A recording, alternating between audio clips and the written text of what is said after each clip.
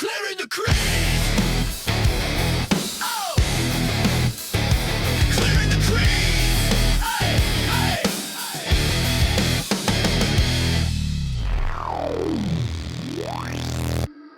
hey. Camp just open. Talk to me. High expectations. How's the Yep. group looking? What's going on? Excited for this season? Give me a general rundown here. All right, I'll coming in for a game. If you would stop talking, I'll answer the question. All right. You get my bad, All right. Rod. My bad. All right. No, I think. Listen, we got a great group. We know that. Good talent and just great people here. So it's fun. I mean, I don't know what's going to happen. No one does. Can't tell you where how it's all going to shake out. But obviously, I think we're gonna. But here's what I know: we're gonna do everything we can to win, and these guys are gonna, do everything they can. They're prepared. But first day of camp feels, the testing was great. All the stuff, like we're dialed in. Everybody's ready to go. Kind of wish we could get started, to be honest with you, and not have to do the preseason thing, because I think we're ahead of that. We want to play for real. So we're ready to go. Would it be fair to say, Rod, you guys? I mean, hey, look, I sing your praises all the time. And get people know that I played with you. Hey, Rod, I hear the stories from Notre Dame. We can touch on that. I sing your praises left and right.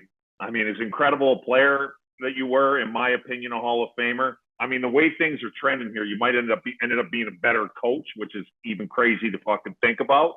But last year was a good year. Every year you guys have been good. Made the playoffs every year when you're in charge. Probably didn't. Although that series, in my opinion, was really kind of against Florida, I think it would be fair to say anybody was watching that any of those games could have easily went the other way. I mean, it was a sweep, but kind of like I think what you meant in the press conference, like it was, but it really wasn't. Those games they were all excellent games. Would you say, as a whole, the guys coming back, that pissed them off a little bit, come back a little hungrier? Have you noticed anything? Well, first of all, yeah, I agree with you on the assessment of that series, but at the end of the day, you didn't get it done, and I think that we've kind of said that for a few years here now. Like we've had legitimate, good teams, and I mean the sense around here is, listen, we want to win the whole thing, and so does everyone else, and we get it. But I mean, we're getting a little older. We got guys here that are. I don't want to say nearing the end, but we got a few older guys.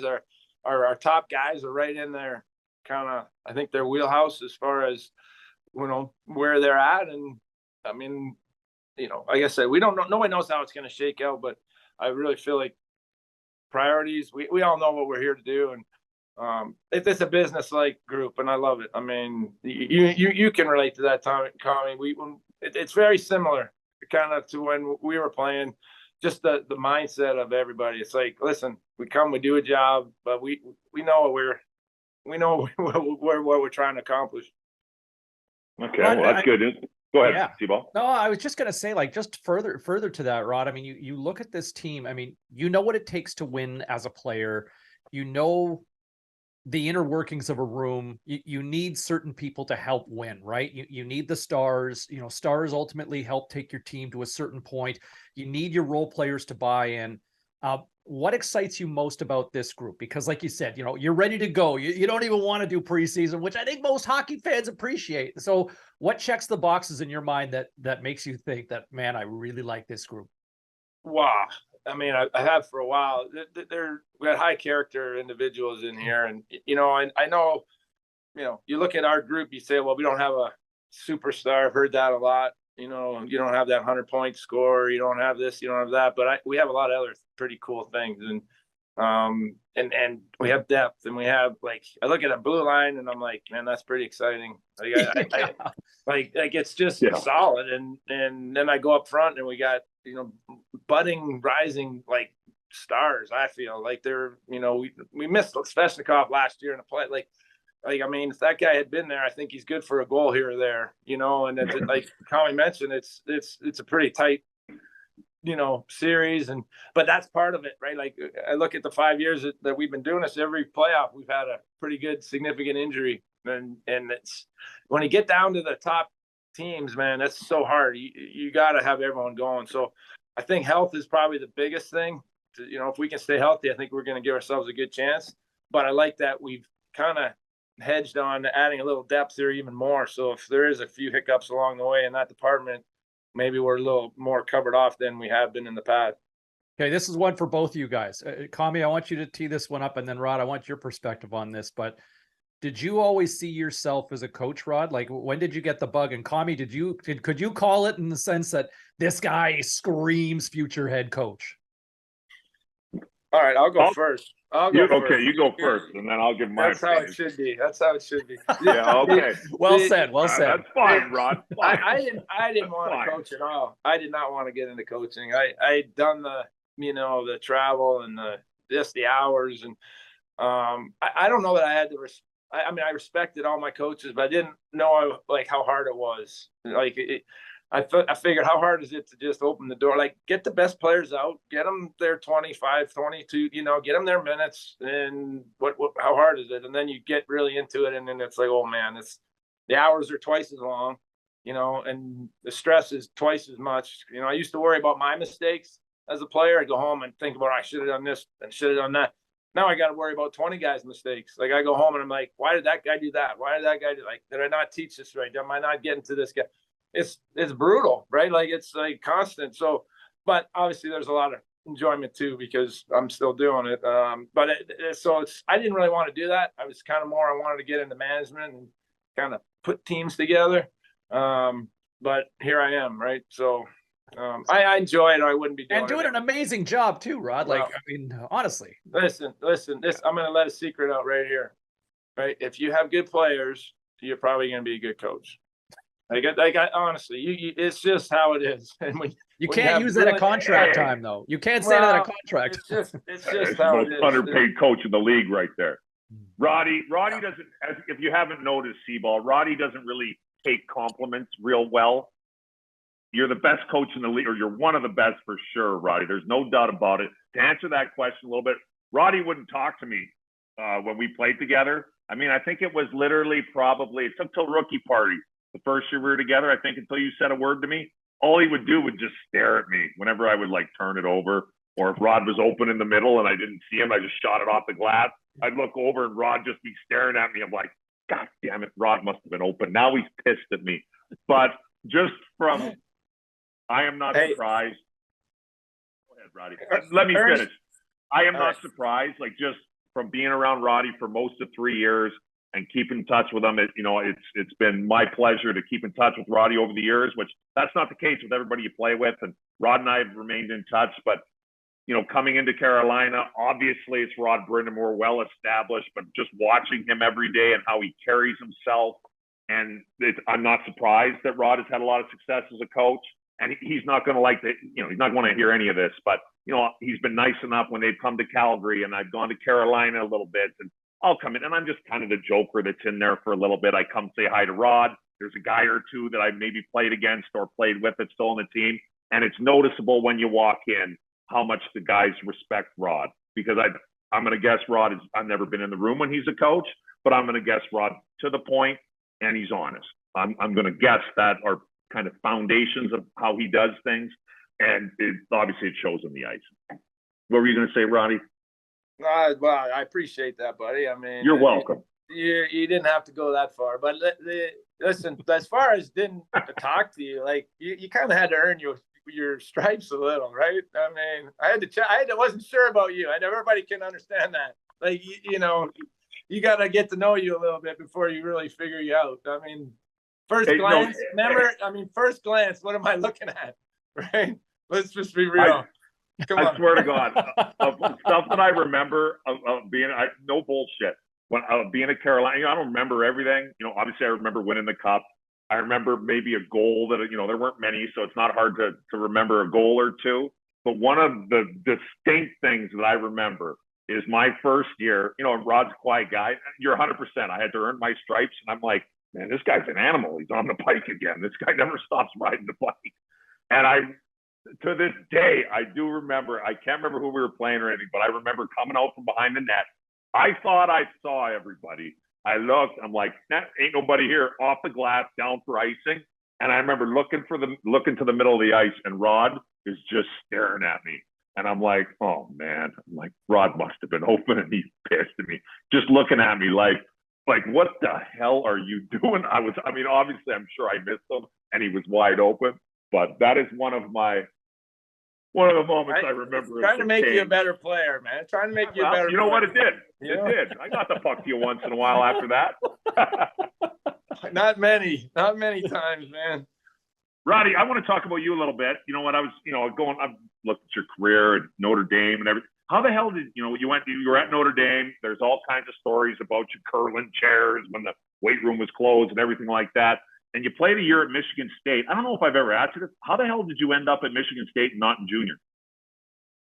Well, listen, Notre Dame, first of all, was just phenomenal for me. It's a great institution, the best coach in the world that's ever coached. This is, in my opinion. I can't go to, but I've been around the game a long time. So have you, Barry McKenzie. And look him up. Look at the guys that he's coached over his lifetime. He's retired now. And if the list is amazing, all the NHL players, it's insane. And you go to Notre Dame, everyone's college. Go to college after that. Go to college. And it was just right away, I was, that's the route I wanted to do. And all the guys before me, so I was there in grade 10, all the guys that I had kind of got to know were graduating, going to college, coming back, telling stories of how much fun college was. And it just felt like there's no better way to go. And, it's not for everyone maybe, but I think it is. I think that road is getting more and more popular because they're starting to figure it out. If you're not a top, per sure pick, why wouldn't you give yourself a little more time and go enjoy what college brings, right? It's the total package. No, that was it's amazing. And for you, you were kind of a unicorn in that period, right? Like late 80s and the jump into the National Hockey League as quick as you did and to have that sort of success. I got to ask you this, like my two questions about your playing days, they go more international. Number one, 1996 World Cup of Hockey. How in the HE double hockey sticks with a roster of you, Gretzky, Messier, Sakic, Lindros, Shanny, Coffey, Niedermeyer, Stevens, Blake, bro. How the hell did you not win this? Did Richter? Yeah. Watch the game. Watch the game. I think it was on the other day, and I'm just watching it, and we're like all over them, and Richter, and then they come down and they got some weird goals, like some crazy little bounces, but I really felt that was the difference, and it was a short series, right? I think it's a 3-gamer if I can remember, and that was the difference, really, in my opinion. Do you not think, like, when you look at what's happening with just the delay and the lag in international hockey play, it's been 9 years since we've seen, or I guess in 2016 or 8 years, so since best on best. I mean, this sport needs it though, doesn't it, Rod? Well, does it need it? Maybe doesn't need it. Should it have it? Yeah. I mean, that was great, right? Like such great hockey, and yeah. I mean, they're going to get back to it at some point. I mean, I always think, like, I wish they could do this Olympics thing like they do it for basketball. They do it right before training camp. Like, why do you have to do it right in the middle of the season? Like, it doesn't make sense to me. And the NBA plays the exact same schedule we do, but they do it, so they don't miss the season. To that point though, but to that point, Rod, so I think because basketball is categorized as a summer sport with the Olympics, right? But I wonder whether there'd be an appetite from an International Olympic Committee standpoint. But if you put ice hockey during the summer games, maybe that's more palatable for the league, right? Long term. The argument I heard was they don't have the arenas in these places and this and that, but maybe you just make it always when it's the Olympics. Yeah. Wherever it is, it's always in Toronto for the hockey thing, or it's always in, so that, you missed out on that Olympic Village part as the Olympian, but man, for the spectators across the world, like, it's going on at this time, and it'd be great. And the players would love it, because if you did it right now, for example, in September, they're getting ready for camp anyway. So what do they miss? They miss their team's preseason and stuff. Like, so what? Then you don't shut the season down. I think that's the problem with the league. I'm assuming is you're shut down for 3 weeks. That doesn't really work very well. So I don't know. So here's my other thought with international play. And now that you're a coach, now that you're Coach Rod the Bod, 98 Nagano, knowing what you know now, you've seen it from a player and a coach standpoint. Should Gretzky have taken a shootout attempt? Well, I mean, it takes a lot of courage to not use them as a coach, right? Like, who's gonna fault you if you throw them out there? Like, you really? Nobody. Nobody. Exactly. Yeah. So, and listen, to be fair, like I think if you looked at the guys that they went with, like, I'm sure their shootouts were a little better. Like, I don't know, maybe Gretz at that point wasn't the best shootout guy, but you know, I got a good story about that, and I got to room with Wayne Gretzky at the Olympics. Like, it was phenomenal for Really? me. Like, what an experience. And I've never, you know, I've said this on a few other things, but you know, I know everyone watches this podcast, so That's right. It's gonna You're get too kind. You're too Now kind. you're getting it. Big Now you're hits, getting but it, Rod. you know what impressed me the most about Wayne Gretzky was how passionate he was about the game and how devastated he was when we lost. We were all devastated. I mean, you know, we went there to win, and I mean, clearly, obviously, well, you know, silver medal, bronze medal, it didn't matter. It was gold or nothing. But when we didn't win that game, like, he was crushed, and he was crushed for himself, but it was the weight of Hockey Canada, the weight of, you know what I mean? Like, it was on. I could just see it just pouring out of him, and I still think of that, watching him sit in the corner of the little Olympic Village room after the game that we lost, just couldn't believe that, you know, that it happened. And he cracked a good joke about how the hell did he not shoot in the shootout. He asked everyone in the room. We had about 10 guys in there, and he says, hey, he asked around, how many points do I have? So some guy goes, I forget who answered. I think it was whatever. Lynn, you know, whoever was in the room said, you know, 1,800. And he goes, no, I got whatever, 10,000, right? Then we're all like, yeah. And he goes, how the hell am I not taking the shot in the shootout? But he laughed about it. He laughed about it. Like, he wasn't like, you know, he knew how it went down. And I'll never forget that, you know, to this day. That was special. Roddy, maybe just last thing from me, and then maybe just talk about, you know, I was there last year. You guys had the outdoor game, and, you know, I spent a little time up here in Calgary, and most people up here haven't gone down to Carolina. You know, it's not really a hockey community or whatever. You hear that the odd time. And obviously I sing the praises of the Raleigh area and the Hurricanes in general. You know, I went to the outdoor game last year. I thought it was amazing, put on a great show. I mean, there was tons of people there. You've been in Carolina, you were in Carolina, you are in Carolina, but you played in Carolina, you've been in Carolina way longer than I have.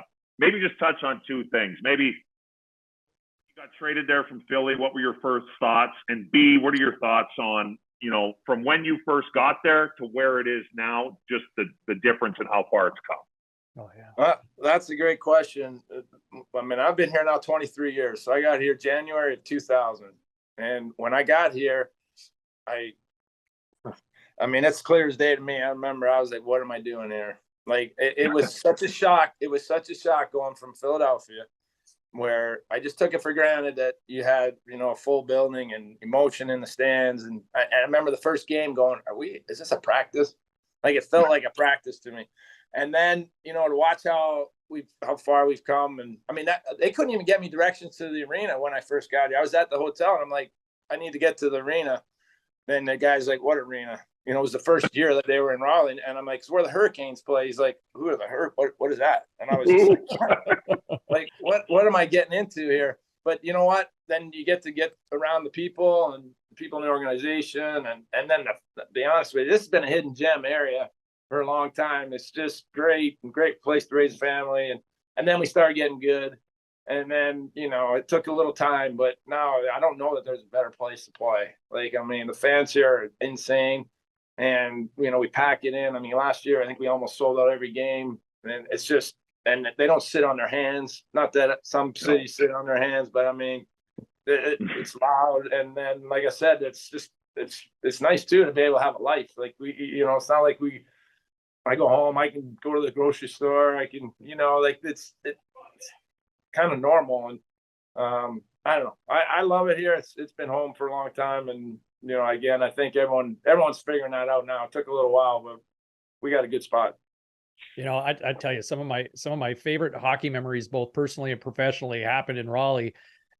One of them, 2009 series. It's funny. It was just a second round series, Rod, but Carolina, Boston, 7-game series in 2009 that went right down to the wire. You guys pull off the upset against the Bruins that year, and what a battle. But the other one, you talk about the energy in Carolina, and I think this kind of speaks to Raleigh. But I remember going down with a buddy. We drove down for Game 7 of the Oilers and Canes in 2006, and you cover hockey, you grow up in Canada, and there's always this sort of expectation, and sometimes I think there's almost like an arrogance, like, this is our game, this is how it's got to be.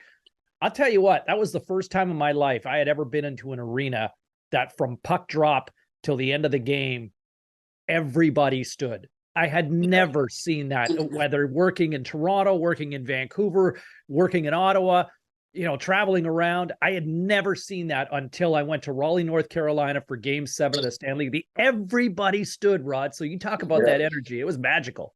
Yeah, that was a great moment, no doubt. I wish everybody could experience it, to be honest with you. It was to be playing when that's happening.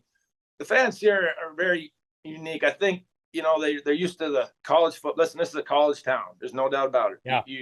Yeah. What one of the things that is great about it, though, is, you have to pick one. Like, you can't be a State fan and a Carolina fan. It doesn't work like that, right? You gotta. I'm this or I'm that.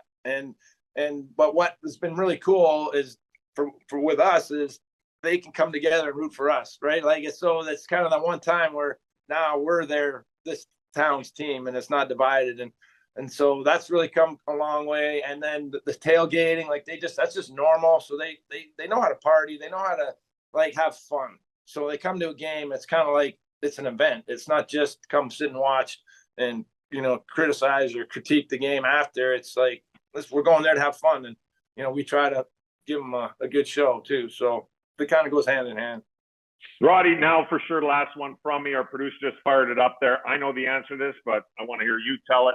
Run me through your day with the Cup after you won. Which day? I got lucky. You were there the other. Is this before you? Yeah, why don't we go through that? Let's go through your first day. How many guys? Listen to this. This is why I said to you earlier. You threw me on after JW. How many guys on their day of a Cup gave it to their buddy? That being you to have it for a little while. Has that ever happened? Probably never. I will say that was very nice of you, Rod. I did appreciate it. I'll give you the rundown quickly. After, I didn't realize when you win, the captain gets to take it home that night without the security guy, like, you know what I mean? The guy that travels around with it. Phil Pritchard.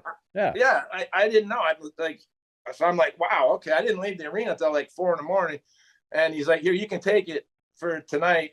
And I'm like, holy mackerel, this is surreal. And I had to take my dad to the airport at 6 a.m. because he had a flight back to Canada. So I was like, all right. So we stuck the cup in the front seat because it wouldn't fit in the back seat. And I drive my dad to the airport. I pull up, and I mean, this is what's happening right after the night we win the Cup. He gets out 5 a.m, drop him off at the airport. And now I got my other buddy with me, and we went to his office. We sat in people's desks, took pictures, like you missed out kind of thing. And then I literally just went home, put it in my kid's room, let them wake up in the morning, and, had a little day. Team came over, had a little swimming party. That was kind of my day with it. When I got home to Campbell River, we had a parade, and Commie was in the parade. Like, Commie's everywhere. And he just figured this out. I didn't just show up. Yeah, whatever. I think you just showed up. and then I'm like, listen, you know how this goes. This is the roots of hockey. Like, your family's been with you your whole life. And I was like, my mom and dad did so much for me, sacrificed to get me to, play hockey. I was like, you guys have it. So they stuck it in their yard, and they had their friends come over and just, enjoy that moment. So that's kind of what happened. And then at night we were going, I didn't need it. Commie took it out to Cameron. I think I don't know what he did with it. He went to somewhere. I don't even want to know, actually. Let's not ruin this moment for me, thinking where that thing ended up. Oh, yeah, it was a hell of a day. And it was nice, day. In all seriousness, like Roddy's giving me shit here a little bit, but I was an invited guest, and I remember because Roddy, you had the parade. It was the golf tournament too, right? Yeah.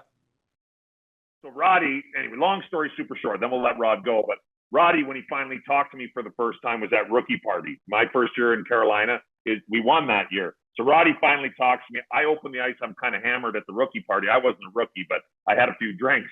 And so I started talking. I heard he had a golf tournament. I'm like, hey, Rod. I'm like, you don't invite me to your golf tournament? You know, I had a few drinks or whatever. He's like, oh, you want to come to the golf tournament? All right, you're invited. So anyway, the year goes on, you know, and we end up winning. It's an Olympic year. We went on June 19th. And now all of a sudden, I mean, I'm in Raleigh and I'm the man. I'm like, I'm enjoying this. And I'm like, oh shit. I'm like, Rod's golf. We won on a Monday. Rod's golf tournament's that weekend. I'm like, oh shit. I'm like, I have to be there. So I get on a plane, fly to Vancouver, stay the night, get to Campbell River, play in Roddy's golf tournament. It was an unbelievable time. Rod took me everywhere. There's a picture there. I think I actually looked a little more ripped than you do, Rod, in the picture. But in all, nobody believes that. The only thing they believe is you had a few drinks. And the other thing, listen, this is true. This still, you're a legend in Campbell River. That's the one and only show. We just finished the 25th year of that tournament, and we're done now. Nugent Hopkins came for the last 10 years. You bailed after one. So like just little things. But your legendary status that tournament at the tee box, pounding. I mean, how many beers did you pound there? I don't know. I don't even know. I didn't say no to any. I know that. And this is a compliment now. This is a compliment. You come to the auction. I mean, you can't see two. I mean, you get up on stage. Do you remember this? You don't even remember this. I'm like, you go, I want the mic. Do. I want the mic. And I remember looking at you and you were horrified. I was like, going. I remember. Don't give Commie the mic. Don't give Commie the mic. And you get up there and I'm like, this is going to be disastrous. And you eloquently just crushed it. You said some beautiful things about the people in Campbell River and the tournament. And I was like, damn, he pulled it together. So After that, Rod would talk to me whenever I talked to him. That's right. That's right. No, it was a great time. Roddy, thanks, dude. We'll let you go. Back to training camp. You got to go back on the ice or what? Are you done? No, that's 2 sessions. That's enough. Gotta get ready for the next tomorrow. Gotta get ready for tomorrow. Rod, a pleasure, man. You got a bunch of guys rooting for you. All the best. Appreciate it. And good luck. And hopefully there's a strong finish line for you this year. You got it. Good luck. I'll see you this year, Roddy. I'll see you this year, Roddy. I'm coming down. All right, man. Thanks a lot, Rod. Seriously. Don't come down. I'll see you.